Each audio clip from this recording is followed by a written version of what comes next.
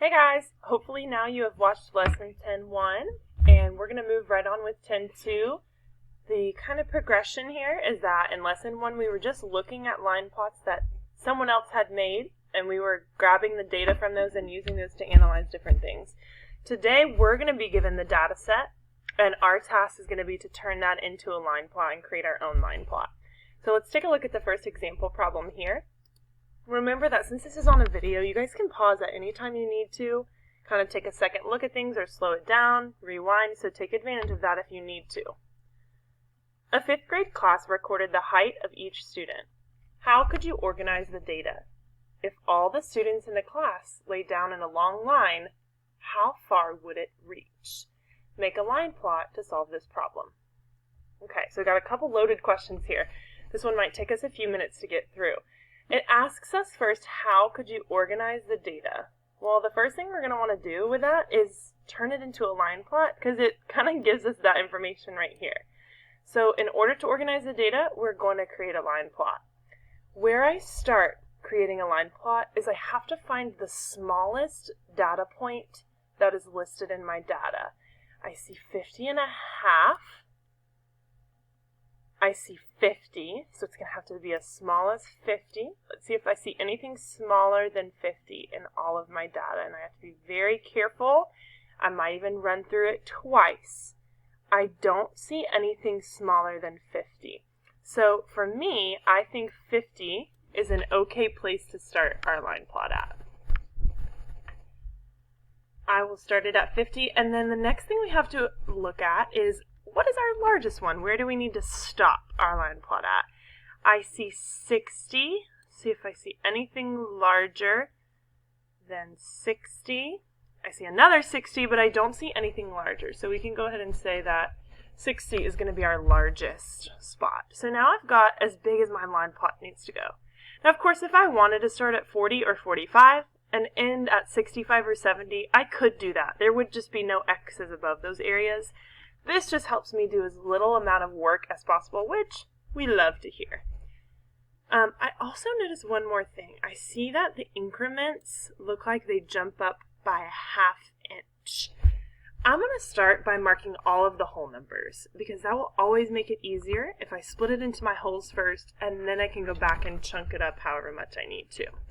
So this one will make 51, 52, 53, 54, 55, 56, 57, 58, 59, and 60 would be that last line there. I'm going to grab a different color just so you can easily see kind of where I mark these half spot lines.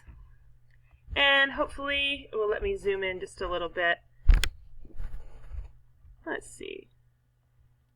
But if not, then I'll make a mark with this.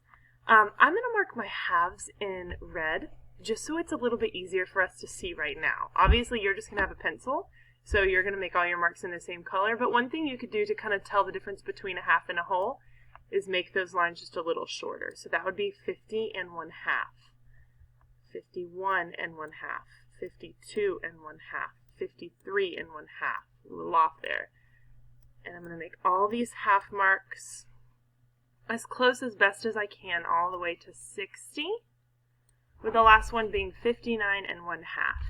And then I'm going to switch back to blue and I'm going to label my whole numbers just because I think that's going to make it easier for us to be able to pick these out later. So this would be 51, 52, 53, 54, 55, 56, 57, 58, 59, and then 60 is that last one. So we know these little marks in between are the halves.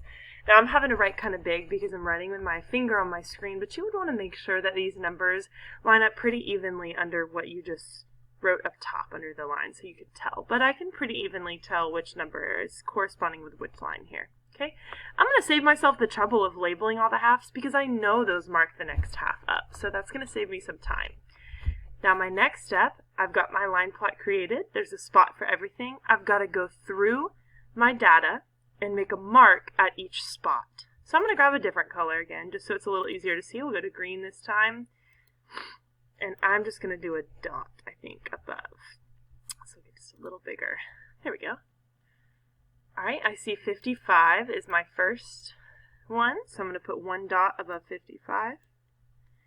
I see a 52, so I'm going to put a dot there.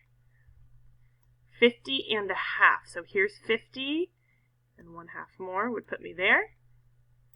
Another 50 and a half. 55.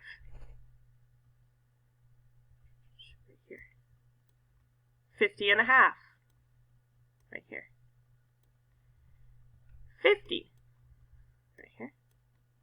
55. Right here.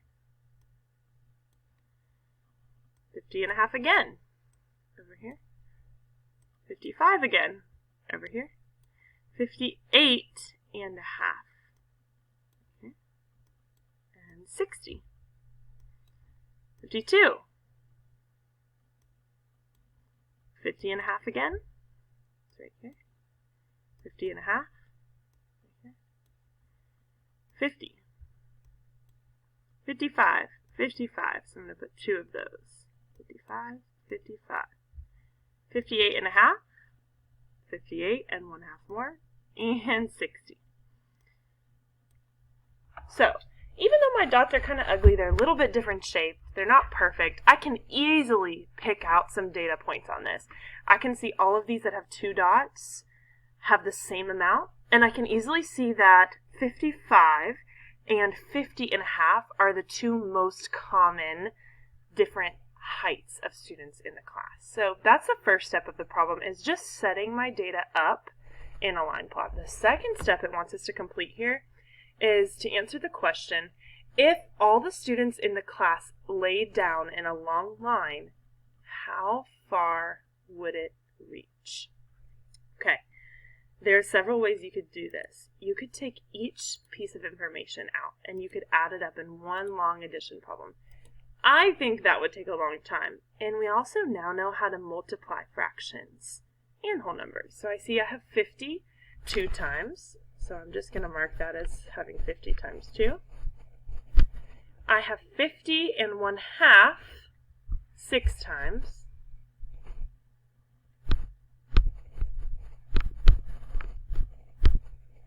I have 52 2 times. I'm going to add that other one on there. I have 55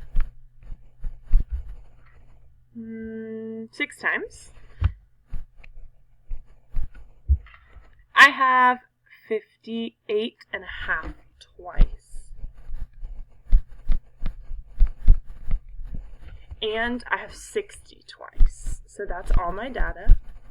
It's going to save me a little bit of time by multiplying these instead of adding it all up in one long line, and it leaves a little bit less room for error. So 50 times 2 is going to make 100.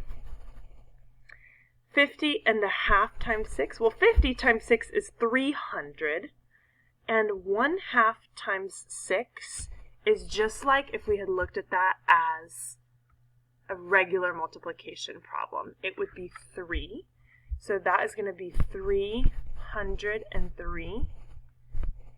52 times 2 is 104.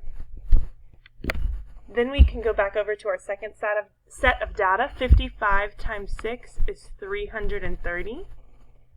58 and a half times 2 is like doing 58 times 2 to get 116, and then doing a half times 2, which would give me another whole. That would make that number 117. And then 60 times 2 at the bottom to get 120. Now I got to go back and grab all that data that I made quite a mess with all of these different colors and add up 300, 117, 120, 104, 303, and 100. So that would make 403, 503, 504, 505, 506, 507. And over here, I'd be at 330, 430, 447, 547, 557, 567. So if you wanted to slow that down and line those up, you can. I was doing mental math, but that's not the only way that you could do it. Okay, and then I've got left to add together 507 and 567. I'm going to use mental math again, but if you wanted to line those up, you totally could. 500 and 500 I know makes 1,000. 67 and 7 makes 75.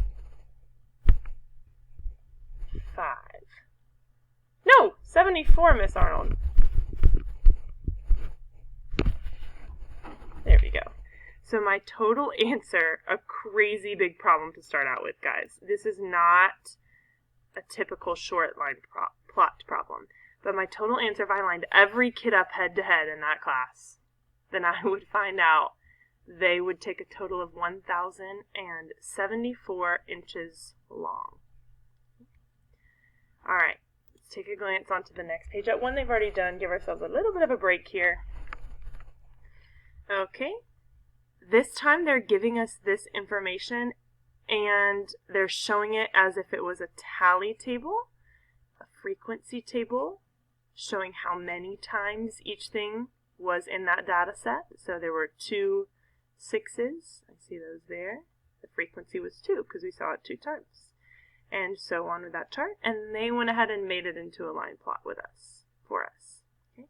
And again, we would just have to answer which weight occurs most often, which weight occurs least often. If you get a question on a test or a quiz that's asking you to make a line plot like this, it's going to be probably the whole question. Unlike what we saw on the first page where it was asking you to make the line plot and then answer that big question on top of it, more than likely what it's going to ask you to do in 5th grade is take a set of data and turn it into a line plot. Okay, so you would take this set of data. This time we've got 4th as our smallest unit, so we would cut each hole into 4ths and we would create that line plot. Got a few minutes here before I hit my 15-minute mark and it will cut me off. So I'm going to quickly put together a line plot to match this data. I see my smallest is 3.5, so I can actually start there. And since I know I'm going to be working with 4ths, since I have a 4ths unit and that's my smallest, I'm going to use half as 2/4 and my largest as 8 2/4. Okay. That means this would be 3 3/4. This would be 4 whole, 5 whole, 6 whole, 7 whole, 8 whole.